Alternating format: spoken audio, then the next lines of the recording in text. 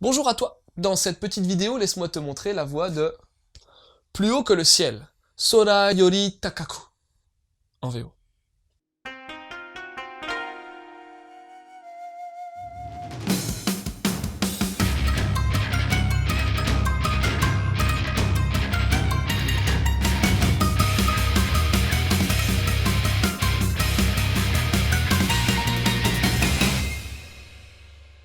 Tout commence le 10 mars 45 à Tokyo.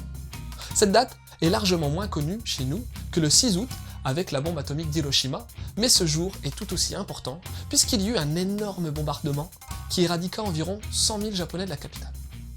C'est durant cette attaque que périt dans les flammes la mère de Katsutoshi, un jeune d'une dizaine d'années.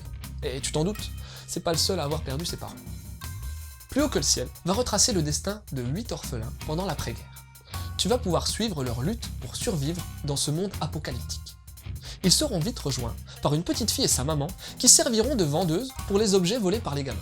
Ben ouais, tu crois quoi? À cette époque, t'as pas trop d'autres moyens pour survivre quand t'as 10 piges et pas de parents. Et par la suite, ils feront même équipe avec un kamikaze ayant survécu au conflit. Au final, grâce à l'entraide, leur vie n'est pas si noire qu'il n'y paraît, mais l'hiver approche et pas sûr que le ciel bleu perdure indéfiniment.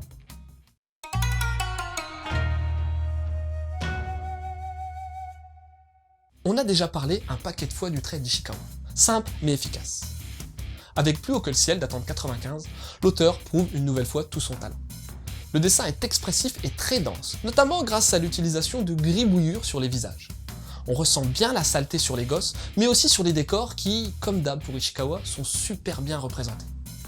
T'as même quelques cases plus réalistes qui sont présentes pour te montrer certains moments historiques clés. Le Nemu global est vraiment limpide et on suit l'histoire avec grand plaisir. L'architecture des cases entre elles est simple et va à l'essentiel. On notera la présence de quelques gros plans bien trouvés et le seul défaut qui m'est apparu est la retranscription de certains mouvements pas hyper naturels quand le personnage est dessiné plusieurs fois pour simuler une chute. Black Box continue de nous offrir une édition de qualité avec sa collection Ishikawa et reprend ce coup-ci la couverture originale. Le papier est toujours aussi classe et les onomatopées originales ont été conservées.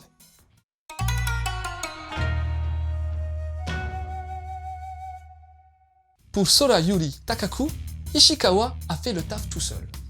Ça montre qu'il est absolument pas qu'un dessinateur et qu'il est tout aussi capable de donner vie à des scénarios et de qualité en plus. J'ai vraiment bien accroché à ce manga et je vais t'expliquer pourquoi.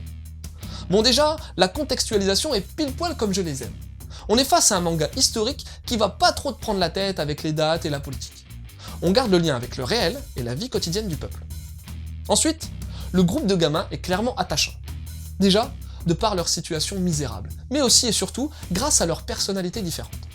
C'est tout con, mais donner un surnom à chacun des gamins en fonction de leurs aptitudes ou autres, t'as Godas, le voleur de Groll, Nico, la croix à la clope, ou même Mémé, qui a plus de sourcils, ben ça donne bien vie au groupe. Après, j'ai beaucoup apprécié la relation qui se forme entre les 8 gosses et la jeune mère. Chacun ayant perdu ses parents, ils font tous une transposition touchante sur cette jeune femme simple et courageuse. Alors, on est bien entendu dans le tranche de vie, mais tu sens qu'une intrigue construite sur le long terme est en train de voir le jour avec l'introduction de nouveaux personnages, je t'en dis pas trop non plus histoire de pas te niquer l'histoire, et aussi l'arrivée de l'hiver. Et puis, le truc qui m'a fait dire que ce manga est vraiment tip-top, c'est sa façon d'appréhender cette période trouble. Le point de vue choisi tranche radicalement avec ce qui se fait habituellement. Tu t'en doutes, c'est une période de galère totale et le sentiment premier qui devrait transparaître, c'est la tristesse. Mais avec Plus haut que le ciel, Ishikawa est pas parti là-dessus, non, trop facile. Le titre est vraiment axé sur la bonne humeur et la joie de vivre.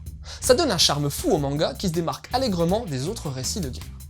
Attention, ça durera peut-être pas et l'optique changera peut-être dans les futurs 2 autres volumes, mais montrer que le bonheur dépend principalement de la façon de voir les choses est un message qui me parle énormément. Un titre positif que je recommande à tout le monde grâce à son message universel sur la quête du bonheur et qui devrait avoir une place de choix dans toutes les mangathèques. Et après ce déluge de compliments, voici quelques petits conseils pouvant peut-être te plaire. Déjà, impossible de passer outre Hadashi no Gen d'Hiroshima. Mais plutôt que de parler encore une fois du manga culte, essaye aussi de mater les 2 films d'animation datant de 83 et 86 et réalisés par le cultissime studio Madhouse. Tu découvriras aussi la vie d'après-guerre de gamins, mais à Hiroshima. Le coup du groupe de 8 gosses, ça m'a furieusement fait penser à un manga que j'adore et qui s'appelle Rainbow d'Abe et de Kakizaki. C'est la même époque, mais avec une vision beaucoup plus sombre, avec notamment la présence de 7 jeunes dans une maison de correction. Et puis, j'ai récemment chroniqué Sous le ciel de Tokyo, un manga de Takizawa Seiho. On est à la fin de la Deuxième Guerre mondiale au Japon, mais dans ce titre, l'angle choisi est totalement différent, puisqu'on va te parler d'un militaire faisant des essais d'avion à Tokyo. Voilà, c'était Loot, j'espère que cette petite chronique t'aura donné envie de lire plus haut que le ciel. Je te laisse et continue de suivre la voie du manga.